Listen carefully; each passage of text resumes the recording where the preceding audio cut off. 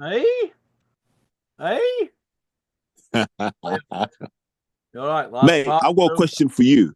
Hang on, welcome to part two. Yeah, go on. So when are you going to talk about your mate's gym and the fact that talent seems to go there to die? Which gym's that? We just talked about one of the fighters from that gym.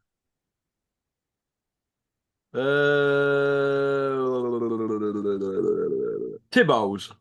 Yeah, I don't know. Well, Johnny Fisher didn't really do good there, did he? But I don't think you can blame Tommy Mark Tibbs for that. He's just done his best with him, hasn't he? I think if he's not got Tommy it, Fletcher. does Tommy not with him now? No, Tommy's still with him, but he took an L and he wasn't meant to. Um, from what I'm hearing, Ebony Bridges didn't think it was a good place to train. Um, there's it's not looking good. Like there's no one you can really point to and say there's a success story out of that gym, right? Dylan White went 11-0 with Mark Tibbs. I know, yeah, but what can he do? He never had a loss on his record. He left him, went elsewhere with that Xavier and Bombay Dave, and he got put on button moon, didn't he, by Fetkin? So yeah, so when he stepped up a level, he got found out. Is what you're saying, Russ? Oh, do you know what, Terry? You should be a fucking politician, you mate. Hey, maybe one day, man. Like I was just talking to my mum earlier. I was like, I might join Reform. Just see how far I can get with Farage. Yeah. Yeah. Can you imagine that? Well, I don't Your know, mate. comment section is gonna have a meltdown over that too. You Listen, know, you are because political. they call me like racist Terry, don't they? Well, they say that you only pick black fighters to win, don't they? Every time people in comment sections. This is why Cameron has to block loads of people because when you come on here or Terry's take, some of the comments are a bit close to knuckle. Do you know what I mean? Man, you know what's crazy though? Divide opinion, Terry. I tell you what's crazy though, right? They're all sat at home going, they're probably watching Dave Allen, Johnny Fisher going, yeah, I bet Terry's not watching this because he can't pick a black fighter. Or Fury Usyk, I bet he's not watching this because he can't pick a black fighter. And here's the crazy thing, you know, Russ, I've got no black boxers in my gym right now. And yeah, None, none. well, that's is Do that you a know what I good? mean? Or what were they It, all out selling crack down there, are they, Terry? well, if they were, man, I'd welcome them in. It's you know sometimes. Just tell me where they live. I'll go get some off them. I've got a right glass pipe. It's been looking at me for the last 10 years. I'm dying to reuse it. The reunion, Well, what I mate. used to do, I used to get that stuff that you use for nail varnish, shake it up with, and then pour it on something, stick a lighter to it, and it turned into tar. That was the best bit about having crack. I know, I'm getting very excited. God, that's a trigger point for me, Terry. Stop, stop. Stop, mate. I'm a bit more strong-willed now, aren't I? I Yeah. wish. For all those going through addiction problems, please check out the number below. Just like Cameron's gonna have to put a number in there now. Mate, look, when it comes to boxing, your gym's your gym. Whoever walks through the doors, who you train, right? I'm sure now that we're getting a few wins and there's a bit of buzz around us, the young black kids will come in now and they'll go, okay, this is a place to be. Maybe not, but I just train whoever comes in. If your attitude's spot on, you get trained. That's all. I don't have time to pick and choose. Do you know what I mean? I just get it cracking. I just want to win. If you want to win, we can work together. But your comment section is full of a lot of sex offenders. That's not lie. A lot of guys who would put pills in girls' drinks. A lot of those nasty people, right? Then Mm. don't be that way. My advice to people, like, if you really want to say something to get my attention, yeah, you have to understand. I've been abused in the real world. Do you know what I mean? People have stood in my face and spat at me. Your silly little comments can't affect me because they're not real. As I always say, as Porky would say, you can always make it real. Anytime, any place, message me. If Well, if what you I really do, want to, huh? yeah, I agree with you. Well, what I do, look, I've just had one here called Ricardo, and he said something about Terry's take. And I don't normally look at him. Cameron deals with him because he's off. I'm reading it, and he's ripping into you. So then, I like an idiot, I've gone, well, look, why don't you come on a Zoom? and you can say your bit because your account's a week old, right? And then you get into a conversation with them, and then it always turns nasty. Then in end, I just end up getting rid of them anyway, or deleting it. And Cameron obviously blocking Wayne when he comes Mate, back. the first stupid thing you ever do around me gets you eliminated because it's like at least wait a while, man. Get to know me, find my weak points, then go for it. But all these guys think they're clever. Like, here's what happens, and I don't understand it, Russ. You're gonna watch the video. You're gonna invest time in that video and give Porky the numbers and the figures, which is good, just to say something nasty to me that I'm not gonna read. Yeah, Like that's the definition of stupid. it's a bit like people on here who listen. I always say like and subscribe, share the video, and leave a comment. 74,000 people so far this month have accessed my channel when it's what 14.9k subs. So where's the other 659,000 people? Why are they not pressing the sub button? It's not end at will, but they're watching, aren't they? But people make a Burner big accounts. about emailing me and saying, oh, this is why I aren't sub to your channel. But they don't understand that they're watching, so it don't matter if you sub as long as you're watching. Because this channel and everybody's channel, it's about watch time is subs. You see where Yeah. I'm coming So from? so to anyone listening to this, if you really want to affect my happiness, you have one way of doing it, and that's finding me in person. There's nothing you can write from your silly phone or your silly computer. There's nothing you can write that is worse than what I had to endure growing up. There's nothing. Zero. So here's my tip, yeah? Go and find yourself a good woman who loves you. Go and get some kids who love you.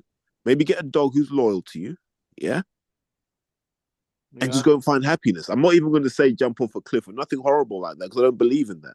I'm just saying go and find happiness because spending your time trying to make my day miserable doesn't work. Because once I record this with Russ, I don't need to go back to it because I already know what I said. I know what he said. So I don't go back to it. So my challenge to you, if you want to be horrible to me, face to face, flesh to flesh, let's do it. Because I'm not here to make you nice. I always say to people, look, don't have a go at Terry because if he sees you at a show or anything, he more or less take your head clean off because he can fight like fuck and he's a strong kid. I always say that to him, so be careful what you wish for. Do you know what I mean? Mate, I'm Like, telling you I've seen now. you out back, and I've seen you out back at my cousin's, Anna Bryan's. So Yeah. I've seen you in action, kid. So you're in hard night's work for anybody, but Mate, you don't get that, do you, Terry? You're not going to get that. that's my point. No one that leaves their house has that energy. People just sit there, they've had a couple of pints, and they're like, why does he get to do this and I don't? Oh, let me make his day miserable. No, see me at a show, see me shopping, out and about. Honestly, please, because I'm one of those people. That kind of disrespect will always get addressed. I'm not going to think about getting nicked. That will always get addressed. So anytime you want to be hateful towards me, don't write it down. Don't do the comment section thing. No. You don't have to. I'm giving you a better option. Find me. Just find me. Just go, hey, mate, I've got something to say to you. And I'll let you say it. And we'll have a little discussion. And then based on that discussion, things will happen. That's all. And I'm not saying that I'm a hard man. I'm not. Like, there are people harder than me on this planet. What I am telling you is all disrespect will be addressed. That's all. Yeah. So save your energy. Don't have the burner account. Don't do that. Be you. Be accountable. Because it's probably those guys like Hindley, don't you? The is it? It is. It's that group there. It's the Hindley crew. It's those sorts of guys who are doing it. And this is how we're going to get to him. This is how we're going to get to him. We will make his day really crap. You won't. Like, no one cares. That's all. Nobody cares. Yeah, I know what you mean, mate. We're still going strong though, kid, aren't we? A decade later. Mate, do this for as long as we want. Okay. Because it's authentic. We don't have to make this up. Like, people ask me, is that what you and Russ are like? It's like, this is how we are in general. Yeah. There's no scripting here. Like, just this is what it is. Yeah, this is what we're like when we're at boozer or restaurants or Yeah. casinos, isn't it? Maybe a little bit wilder when we, you know what I mean? Like, we have our moments, but yeah. Yeah, we've had some good nights, haven't we, with you and Rico, haven't we? Yeah, we need to do that again at some point next year, mate. We do. We need to go to Finland with Rico to see if it's really snowing and all that, see if it's really that cold. Mate, having been there, yeah, it Been there, is. Terry? Yeah. With Rico? No. I went with work years ago. Yeah. All Yeah, right. yeah, yeah. Yeah. Mate, some of the tallest people I've ever seen in Finland, mate. But also some of the women are crazy looking, man. They are incredible out there. Like if Yeah. you're going wife shopping, mate, you'll be all right over there. uh, Chris Eubank Jr. and Conor Benn, they're arguing over this 60-40 split, Terry. It's 50-50, 60-40. It's where's it going, this? Mate,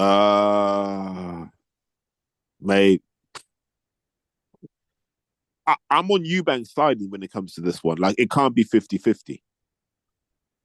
Yeah. Do you know what I mean? Like, the time for it to be 50-50 was before you failed the test. Yeah. So once the test was failed, Russ, I was like, well, yeah, nah. In fact, I would have just made it 60-40 and said take it or leave it. Because Eubank Jr. is one of those guys, I don't imagine he wants to make stupid money, right? And really, everything Eubank makes is kind of all profit. But Eddie Hearn, as Eddie said in his own interview, he needs to make his money back on Conor Benn. So the 50-50 is not necessarily about Conor Benn, it's about Eddie getting his share. That's the issue here, from what I can make out. Well, it is what it is. The Cruiserweight division at the moment, Jay Opatia, his name's been bandied about today as the guy who should be stepping up to deal with Usyk. But what people are not mentioning is Lawrence Okoli, two-time world champion. He's just absolutely bladdered somebody in first round. His second first round win on trot. He's turned into like this killer Iceman, hasn't he, all of a sudden? Like Lawrence. Why is his name not getting bandied about like Jay Opatia's to get stuck into Usyk? Because he's got the ranking, hasn't he, Lawrence? Mate, do you remember when I used to say Usyk would have trouble against Okoli, and I used to get laughed at, and when he lost to Yeah, Bill you did that. Smith, You did get roasted for that one, especially after we lost to Billum Smith. I did, didn't I? I got a hard time, yeah. But people are now coming around to my way of thinking. Not saying that he would win. What I'm saying is that he could cause Usyk all kinds of problems because he's really hard to read. Now, Okoli's just really hard to read. And Joe Gallagher's going to have that problem of how do you keep Okoli hard to read, but make him fundamentally sound so he's not giving up easy shots? Yeah. Well, to be honest with you, with mindset Lawrence Okoli's doing is going in there like a seek and destroy guy. And when I were filming a few months ago up there, obviously I got to meet him dinner, and obviously I've given him stick for about 5 years, man. Lawrence Okoli. Yeah.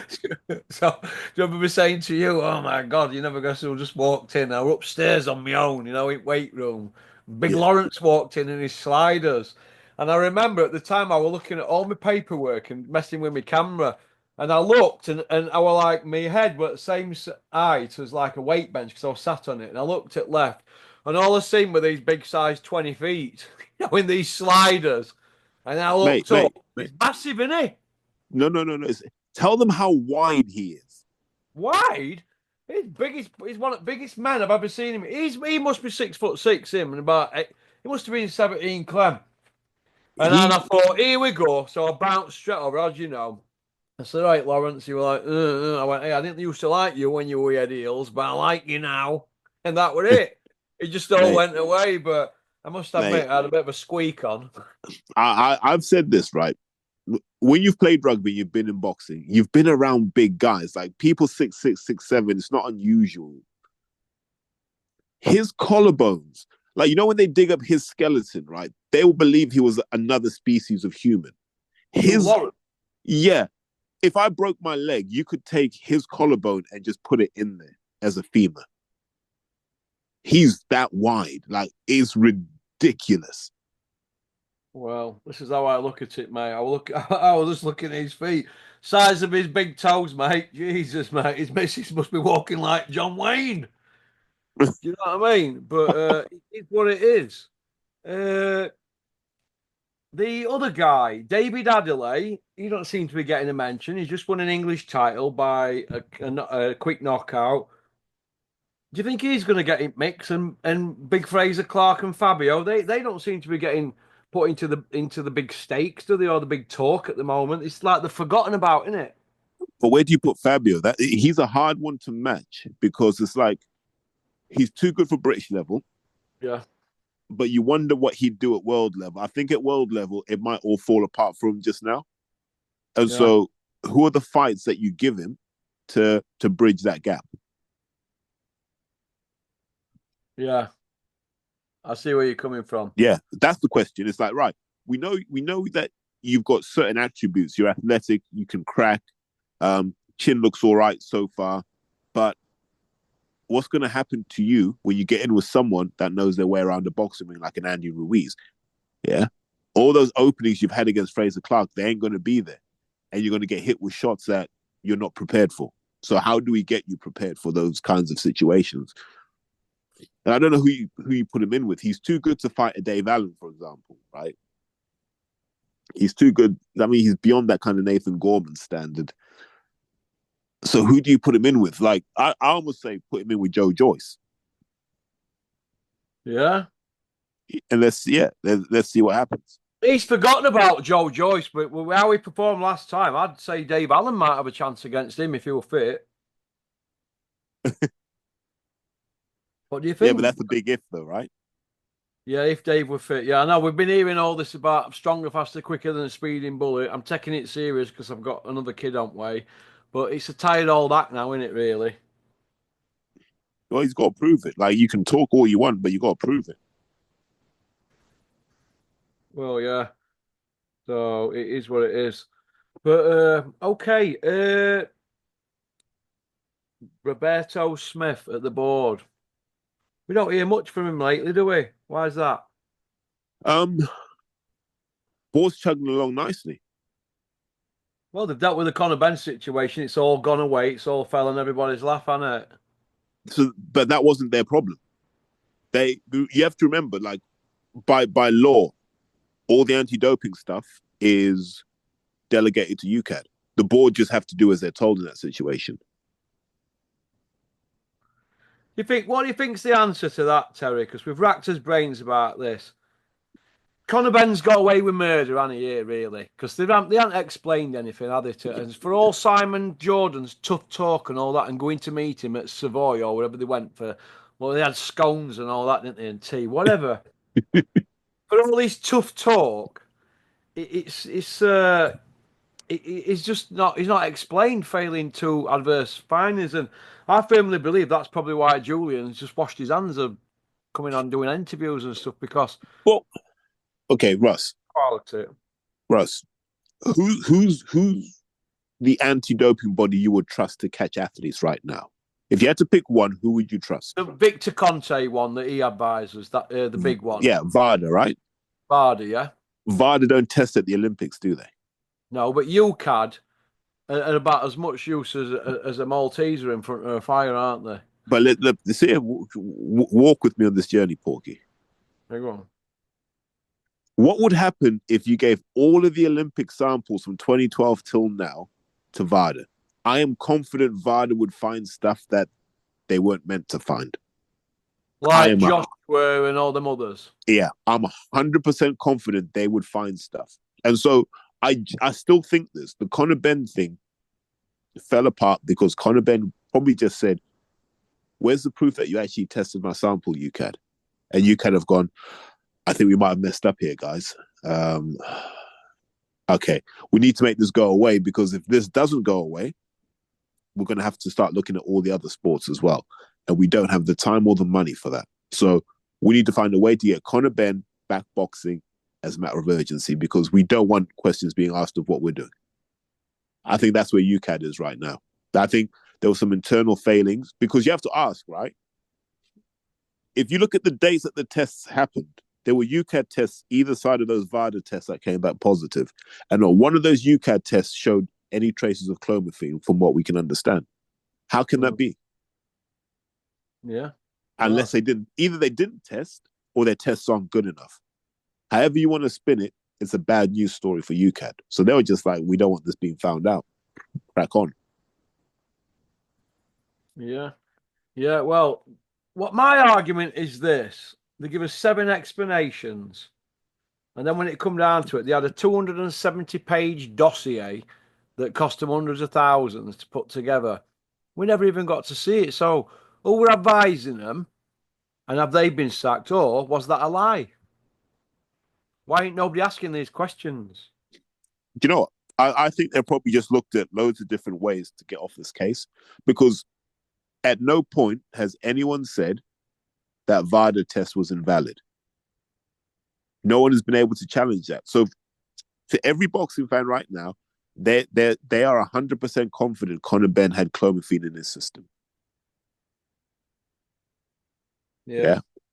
So Conor Benn hasn't gone through this process to say he didn't have it in his system, because if he had done, VADA would be sued and all the lab would have been sued. They haven't been touched. So what's happened is they've gone and attacked UCAD and said, I wonder if we can find out whether UCAD screwed up here, because if they screwed up, we can walk this. And they'll probably just spend time finding errors in what UCAD did. And fair enough to them. So the most likely explanation is he got off on procedural grounds, not jurisdiction. Well, Conor Benn's running around saying he's innocent now. Is he saying he's innocent or he's saying he's been cleared? Well, both, innit? Well, you can be cleared because the board can just go, we don't want the hassle. But innocent, you'd have to explain the VADA tests away. And he's never done that. Well, as far as I'm concerned, you've got 2 lots of performance-enhancing drugs in your body, and you've not explained anything, and you're strutting around in a Rolls Royce thinking you're 10 men. You know what I mean? Well, it's right, isn't it? You know what I mean? It's Fury there. He's had 3 drug issues. Nobody mentions it, do they? No, you're not allowed to. No one mentions that Fury been dropped 8 times, or he had gifts against John McDermott, Wallin, and Ngannou, and Wilder won. It's unbelievable. Now he's a goat. Oh, he didn't cheat. It were a clerical error. It's like it never happened, isn't it? That's why I love Batman at the moment. But you see what they said there? Clerical error. Clerical That's error. how people get off on these things. Clerical error. I know.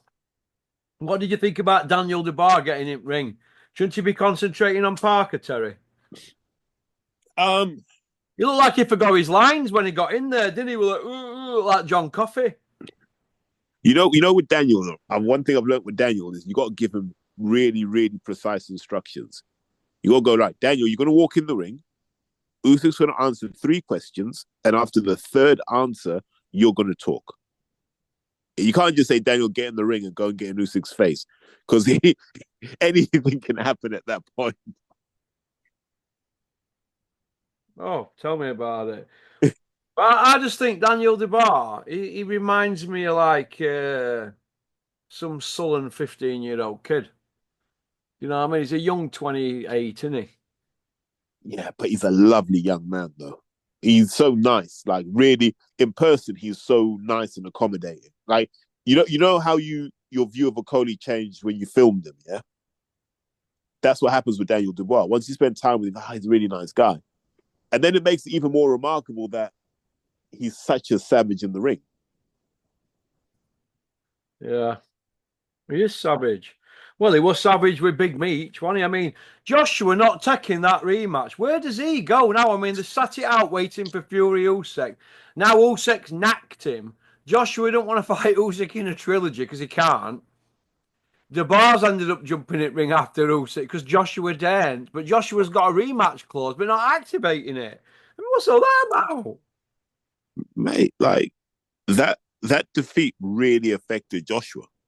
No one will talk about it because there's money to protect. That defeat Nobody mentions really it. affected It's Joshua. like it didn't happen, innit? On social media with all these YouTubers in Eddie's pocket. Nobody mentions that fight, Terry, whatsoever, do they? Mate, he got turned into a poster. Yeah. Mm-hmm. Whoever's got that picture of him face planting after he got dropped, laughing, mate. That there's going to be on people's posters for a long time. Anytime Joshua pipes up, that picture's just going to get put on it wherever. It's going to be everywhere. He knows that. That's why you don't see him saying too much. He doesn't say anything, does he? He's like a giant mute.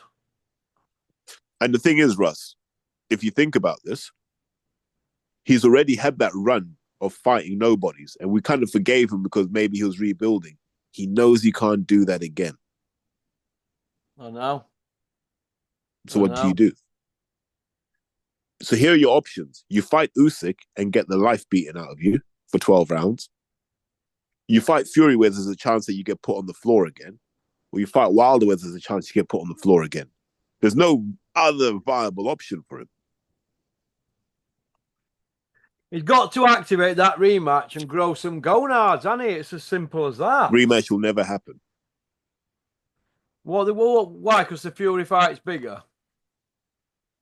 I don't think it's big that now. They've both been knocked about. It's not that. Do you know when two people know between them that the same result would happen again? Joshua knows he would get knocked out again.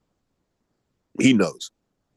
He would have known what those punches felt like from Dubois, and he's probably just gone, too young, too strong. Yeah. Yeah. Well, because he's been spoon-fed, hasn't he, 10 years? Yeah.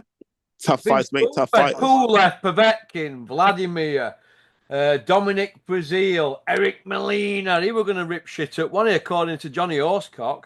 Oh, I've just seen Eric Molina on pads, Adam. And you know what? I bet Eddie's worried. I've got a squeaky bum myself watching it. Takam and all that, and Joseph Parker, all stinkinators or old men. What a joke. I tell you what. I tell you that if Joshua's going to come back and have like an interim fight, I can see him fighting someone like Hughie Fury. Yeah, I can. That's probably what Hughie's hanging on for, because Hughie needs to get a move on at the moment, doesn't he? But think about this. If you're going to tee up a Tyson Fury fight, you let Joshua fight the cousin, and then you go, right, family honor. That could be an hard night for Joshua, Hughie. Could also be an easy night. Yeah. It depends what Joshua turns up, doesn't it? Or Hughie, what type of shape Hughie's in. You know what I mean? But hey ho, we're out of time, kid. Yeah, mate. Been great to have you on. Is this going to be out for Christmas? Yeah, well, I'll have you on off 27th if you want, 28th or something. Okay, cool. So hopefully everyone had a good Christmas, and now that we're over the hump. Well, I'm saying this like I'm talking in the future, but hopefully everyone had a good Christmas. Number one, keep supporting boxing. Number two, keep supporting this channel. Let's try and get Porky up to 25,000 by this time next year. Come on, let's all have an effort. Hit the subscribe button. We're pushing for 15, pal. No, 25. If everyone introduces one mate to this channel, we can get there. We'll try our best, eh? All right, 100%. You take care, brother. Take care, mate. Don't have nightmares. All right. Don't have nightmares. Cheers, mate. All right. Bye.